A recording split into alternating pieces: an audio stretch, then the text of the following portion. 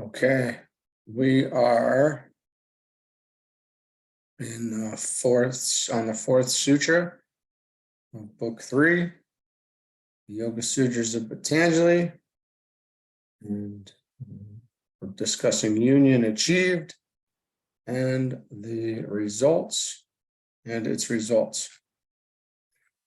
All right, here we go. When concentration, meditation, and contemplation form one sequential act, then is sanyama achieved.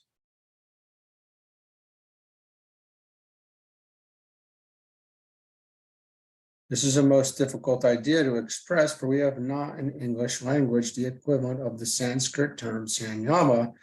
It is the synthesis of the 3 stages of the meditation process, and is only possible to that student who has learned and mastered the 3 states of mind control. Through that mastery, he has produced certain results which are as follows. 1, he has freed himself from the 3 worlds of mind, emotion, and physical plane existence. They no longer attract his attention. He is not concentrated upon or engrossed by them. 2, he can focus his attention at will and can hold his mind steady indefinitely whilst working intensively in the mental world, should he so choose. He can polarize or center himself in the consciousness of the ego, soul, or spiritual man, and knows himself as separate from the mind, the emotions, desires, feelings, and form which constitute the lower man. He has learned to recognize that lower man, the sum total of mental states, of emotions, and physical atoms, as simply his instrument for communicating at will with the lower planes, 3 lower planes.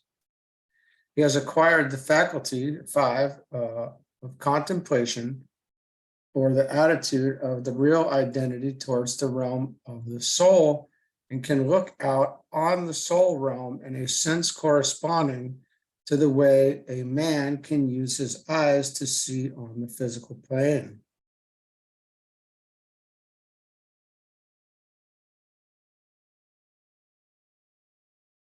That's pretty great. 6, he can transmit to the brain via the controlled mind that which he sees, and can thus impart knowledge of the self and of its kingdom to the man on the physical plane. This is perfectly concentrated meditation, and the power so to meditate is called sanyama in this sutra. It is the attainment of the power of meditation, which is the objective of the Raja Yoga system. Through this achievement, the yogi has learned to differentiate between the object and that which the object veils or hides. He has learned to pierce through all veils and contact the reality behind. He has achieved a working knowledge of duality. There is yet a higher consciousness than this, that realization which is covered by the term unity, but as yet it is not his. This is, however, a very high stage, and produces in the physical man astounding effects, and introduces him to various forms of phenomena.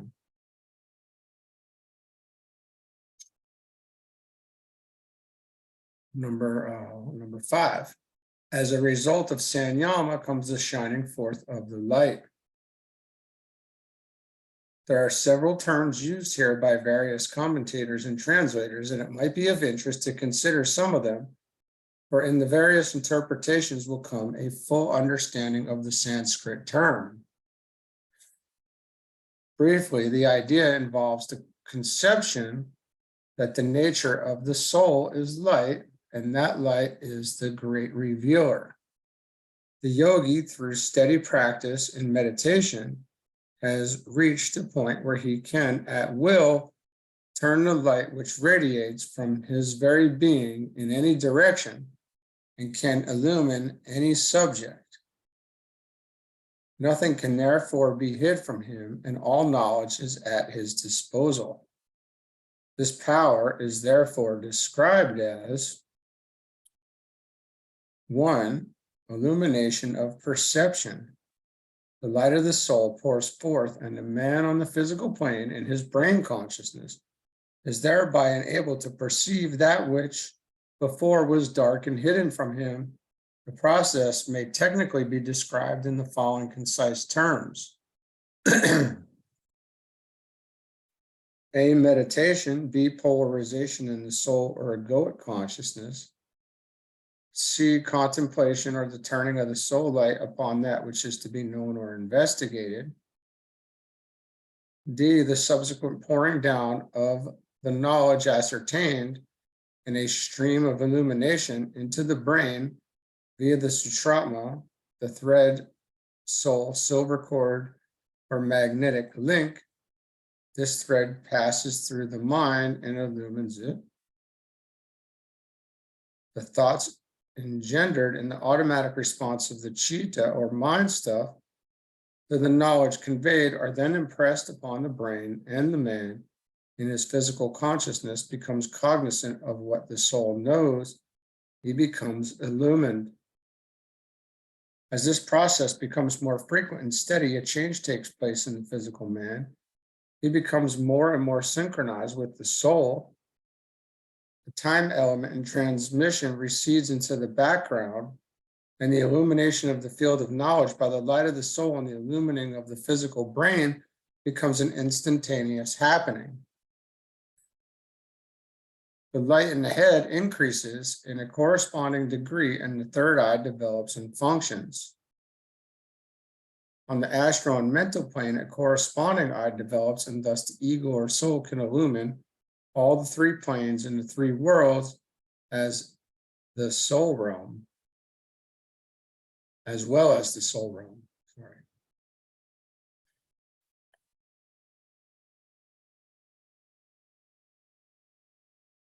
To lucidity of consciousness, a man becomes lucid and clear-sighted. He is conscious of a growing power in himself, which will enable him to explain and solve all problems. And not only this, but lucidly to speak, and thus become one of the teaching forces of the world. Will enable him to explain and solve all problems. And not only this, but lucidly to speak, and thus become one of the teaching forces of the world. All knowledge consciously acquired by self-illumination must be shared and clearly imparted to others. It is the corollary of illumination.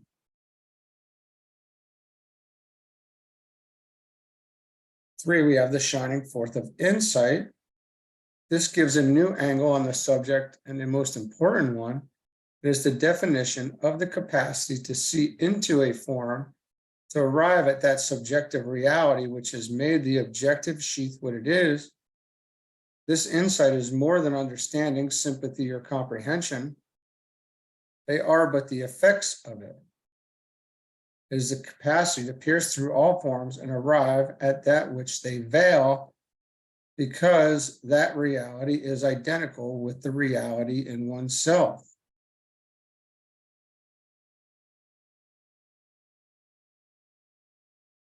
And four, we have the illumining of the intellect.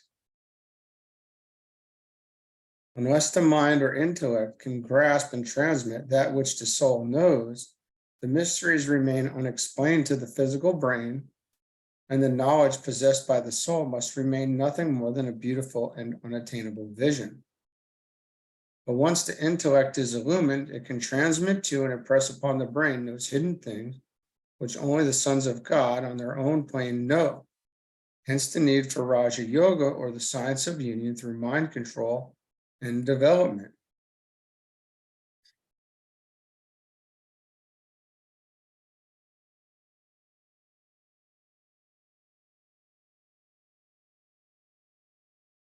All right, let's go on to number 6 here.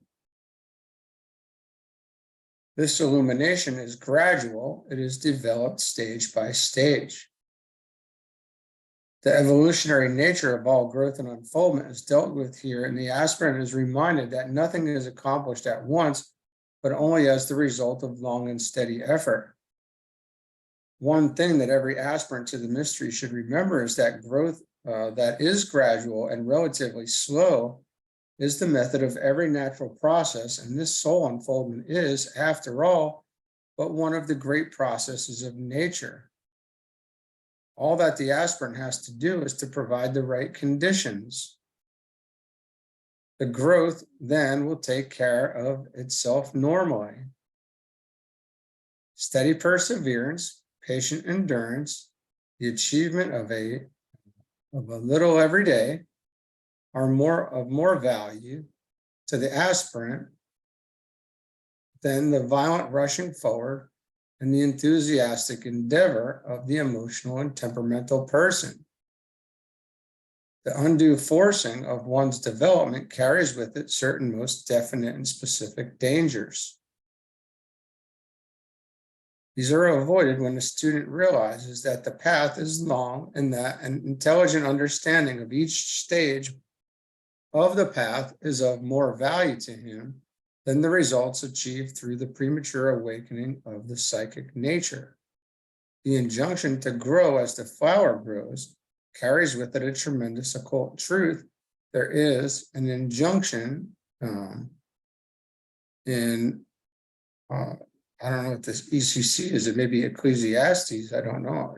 7, which carries this thought: "Be not righteous over much. Why shouldest thou die?"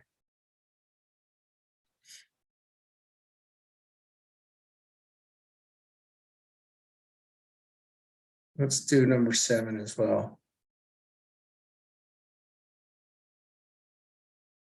These last 3 means of yoga have a more intimate subjective effect than the previous means. Okay, I'm sorry. I'm a little bit quiet today, you could say. Plus, I've got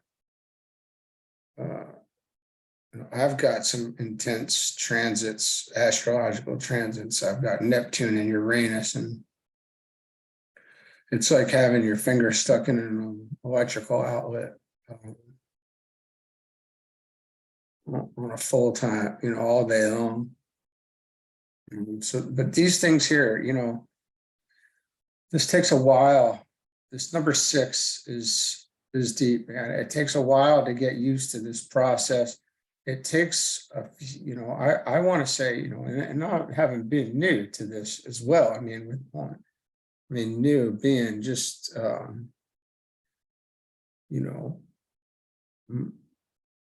maybe I've been on going since 2017, but I really didn't get started with the Blue Books until just a little over 2 years ago now. And I didn't get started with astrology until 2 years ago. And astrology really helps. It really helps a lot. It's knowing the transits that as they're coming is so important, so we can know what type of energy that we're dealing with. Because if I didn't know that I had Neptune and Uranus transits going on, or you don't know that you're having, a Uranus transit come and hit you with lightning one day, you could think that you're kind of crazy, because things happen on this in this world that don't happen in in the other world we used to live in. But what I'm saying in that is it takes time to get used to this. So having been through a couple cycles and watching the cycles come year after year now, and you really you start to see how this process works. And it's really important that we see how it works. And, maybe I I would ask Carla to potentially explain that from a higher perspective, but you can see it as these seasons change essentially, and you get an influx of spiritual energy, and then it gets grounded, and then so we have these, we change with the seasons. It's intense, and we want it to be very fast, but then we find out it's slow, and in finding out that it's slow is really good, because you get comfortable, even you get comfortable, even though there's still that fiery aspiration, and kind of an anxiousness. I guess we could definitely call it an anxiousness. We're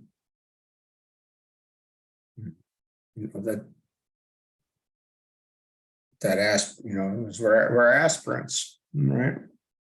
And we want, we're generally looking to the next thing, the next, whatever's coming up on the chart. Like we're always looking up, right? But here, we're also learning to just be, and to achieve these levels stage by stage. So we can get comfortable in this, and we should. That's great advice. I know most all of us in the beginning will get, really antsy, almost to the point where we're like ready to go move to a cave or something, and wherever. All right. Let's go with let's go with number 7. The last 3 means of yoga have a more intimate subjective effect than the previous means. The first 5 means of yoga have for the primary objective the preparation of the would-be yogi.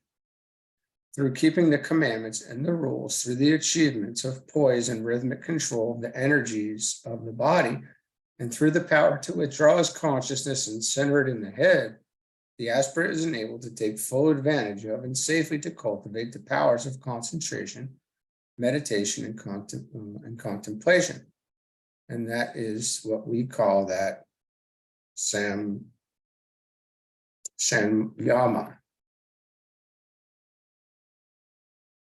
Having contacted the subjective in himself and become aware of that which is interior, he can begin to work with the interior, internal, and intimate means.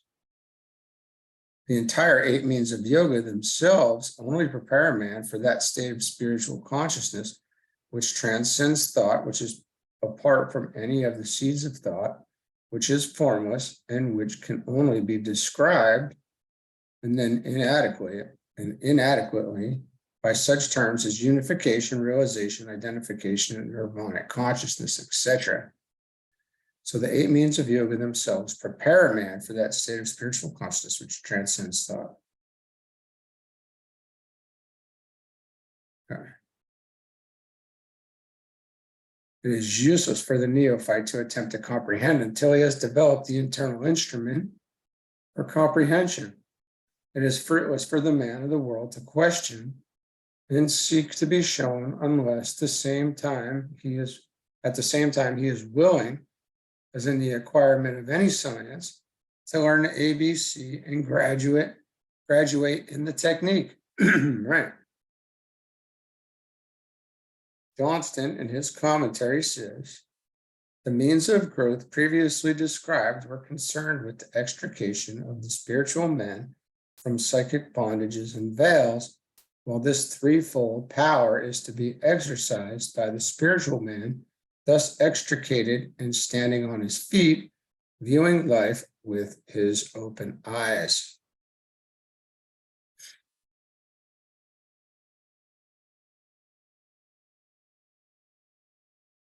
Let's keep going. We'll do number 8 today. Even these three, however, are external to the true seedless meditation or samadhi, which is not based on an object. It is free from the effects of the discriminative nature of the citta or mind stuff. In all the previous stages, the thinker has been aware of both himself, the knower, and of the field of knowledge.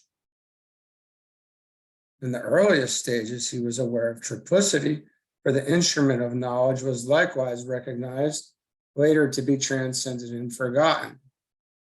Now comes the final stage, the object of all yoga practices, where unity is known and even duality is seen to be a limitation. Naught remains but awareness of the self, of that omniscient, omnipotent knower who is one with all, with the all, and whose very nature is awareness and energy. As has been well said, there are therefore two types of perception, that of living things and that of the life, that of the soul's works and that of the soul itself. The expounder of yoga is now desirous of describing the results of meditation, some along the line of higher psychism and some along the line of the lower. The next 7 sutras, therefore, deal with the nature of the objects seen and the control of the mind as the real man seeks to focus the illuminating ray of his mind upon them.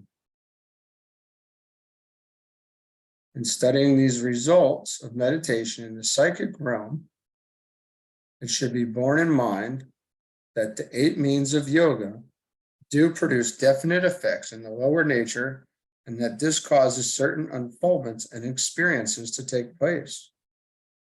These put the aspirant more consciously in rapport with the interior planes in the 3 worlds.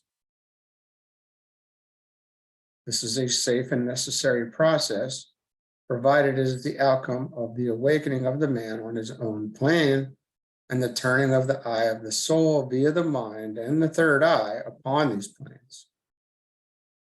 The presence of the lower psychic power may, however, mean that the soul is, from the physical plane standpoint, asleep and unable to use its instrument, and that these experiences are therefore only the result of the activity of the solar plexus producing awareness of the astral plane.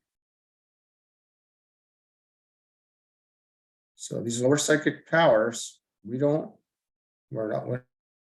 that's a sideshow. That's an alley we're not going down, right?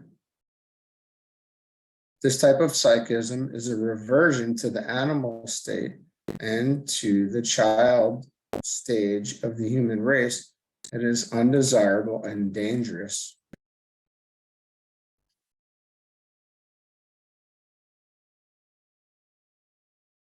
Let's do 9. I could keep going all day, all night. But we're going to stop after 9 here. 9th sutra. The sequence of mental states is as follows. The mind reacts to that which is seen, then follows the moment of mind control. Then ensues a moment wherein the citta or mind stuff responds to both these factors. Finally, these pass away and the perceiving consciousness has full sway. Oh, I remember this from reading it yesterday. This is very interesting. If the student will look at any of the translations of the sutras, he will find that this one is variously translated, and most of the translations are exceedingly ambiguous. This can be illustrated by giving the translation of Tatya.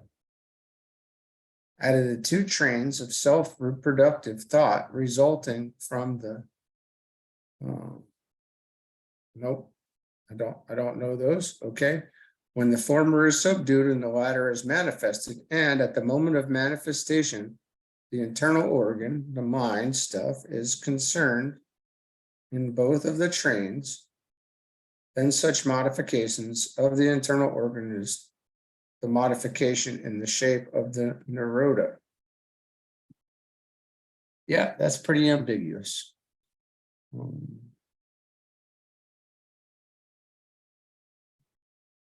It's funny that, DK is always stating something like that. He reads it, and then you would have said, "Oh, that is super ambiguous." Anyway, it's funny. Spiritual comedy is way better and more fun. The others are still more vague, with the exception of Johnson's translation. He gives us the following, which throws much light upon the thought involved. Out of the ascending degrees in the development of control, out of the ascending degrees is the development of control. First, there is the overcoming of the mind impress of excitation. Then comes the manifestation of the mind impress of control. Then the perceiving consciousness follows after the moment of control. This is the development of control. Perhaps the simplest way to understand this thought is to realize that the man in his physical brain is aware of three factors as he attempts to meditate. He is aware of the object of his meditation. This excites or impresses his mind and throws into activity the modifications of the thinking principle, or stimulates the tendency of the mind to create thought form, and throws the chitta or mind stuff into shapes corresponding to the object seen.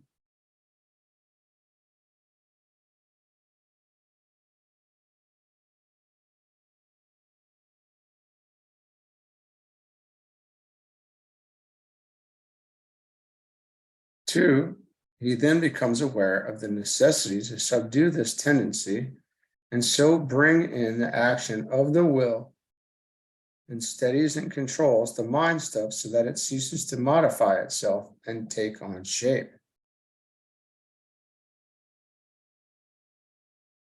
By dint of steady persevering endeavor, the sequential nature of these two states of consciousness are gradually offset, and in time they become simultaneous.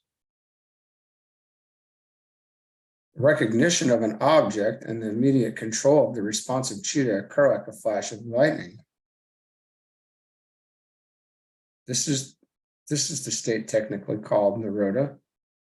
It must be remembered that, as Vivekananda says, if there is a modification which impels the mind to rush out through the senses, and the yogi tries to control it, that very control itself will be a modification. That makes sense.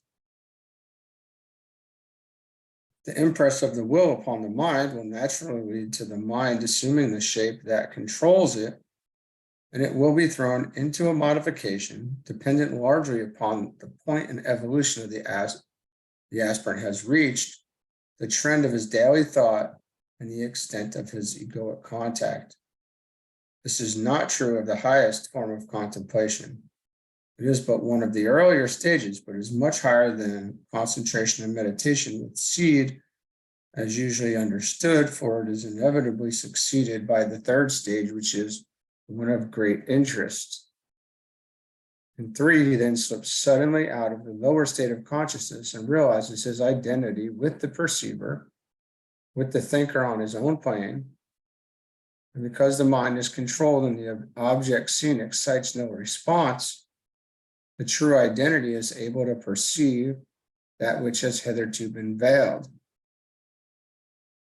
I was wondering where that excitation was going to come in. That this is really pretty deep stuff. It should be made clear, however, that the perceiver on his own plane has always been aware of that which is now recognized.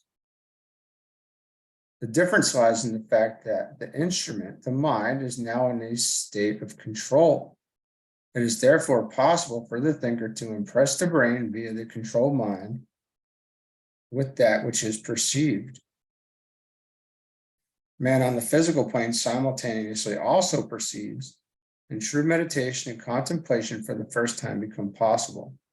At first, this will only be for a brief second, a flash of intuitive perception, a moment of vision and of illumination, and all has gone. The mind begins again to modify itself and is thrown into activity. The vision is lost sight of, the high moment has passed, and the door into the soul realm seems suddenly to shut. But assurance has been gained, a glimpse of reality has been registered on the brain, and a guarantee of future achievement is recognized. And that is, that I want to say this is what's called, after we will build in the antikarana to a point here, there's some contact with the spiritual triad over here. So you're receiving, we would be receiving from here down to the brain that has made a bit of contact with the soul, right? That's where I'm at with this.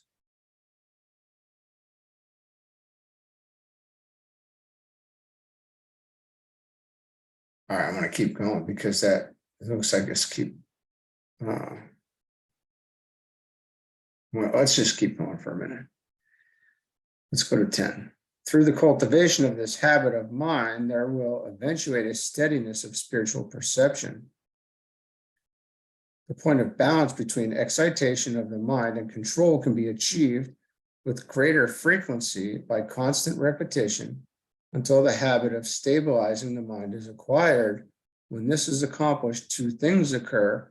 One, an instantaneous control of the mind at will, producing a still mind free from thought forms, and B, a quiescent responsive brain. Two, a downflow into the physical brain of the consciousness of the perceiver, the soul. This becomes increasingly clearer, more informative, and less interrupted as time elapses until a rhythmic response is set up between the soul and the physical plane man. The mind and brain are completely subdued by the soul. It should be remembered here that this condition of the mind and brain is a positive one, not a negative state.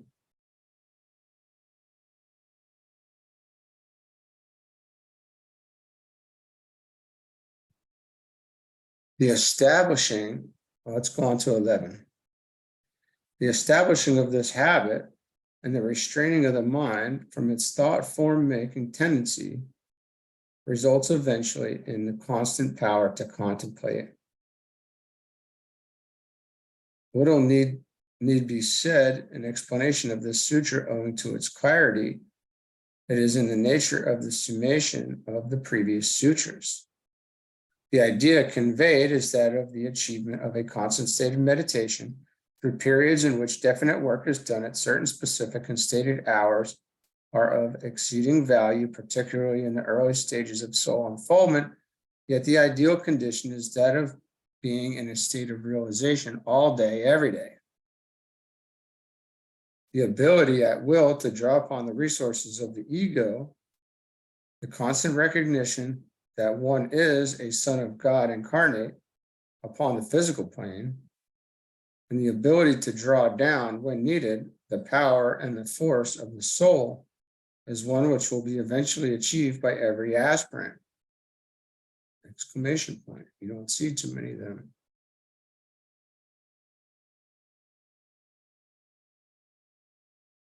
The ability to draw down, when needed, the power and the force of the soul is one which will eventually be achieved by every aspirant.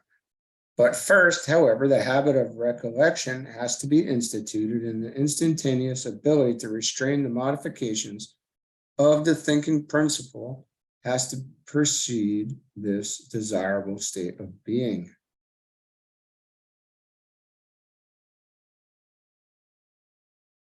Okay, I think we're going to we're going to call it there for today. But we did a lot, and that certainly, we went from 4 to 11. Let's stew on that. It's the evening here again, and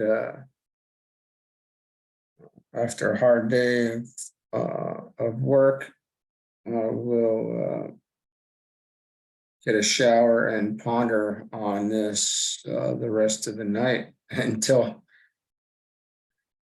we'll see what happens during sleep, and then we'll wake up to something new for tomorrow. So what